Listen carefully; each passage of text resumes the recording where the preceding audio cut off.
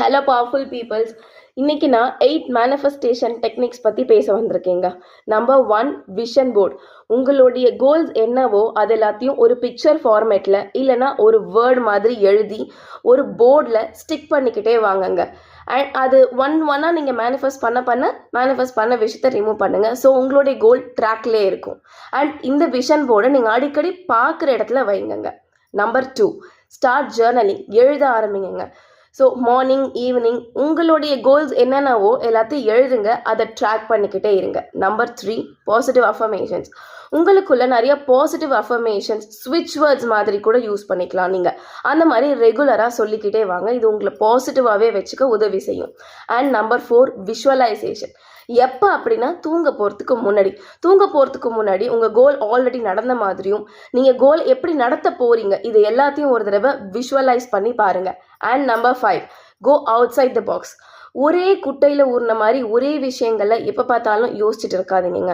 ஒரு பிரச்சனைக்கு தீர்வு கிடைக்கலையா, கொஞ்சம் மாற்றி யோசிச்சு பாருங்கள். ஒர்க் அவுட் ஆகுதான் ட்ரை பண்ணி பாருங்கள்.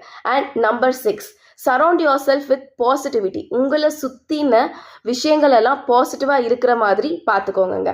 And number 7, 3-6-9 method. அதாவது மார்னிங் 3 டைம்ஸ், மத்தியானம் 6 டைம்ஸ் அண்ட் நைட் 9 டைம்ஸ் உங்களுடைய கோல்ஸை ஒரு டைரியில் எழுதிட்டு வாங்க. அதை ட்ராக் பண்ணிக்கிட்டே வாங்க. கூடிய விரைவில் நடக்கும், நம்பியே பண்ணுங்க. And number 8, last but not least, இதை விஸ்பர் மெத்தட் அப்படின்னு சொல்வோங்க. விஸ்பர் மெத்தட் அப்படின்னா என்ன அப்படின்னு கேட்குறீங்களா?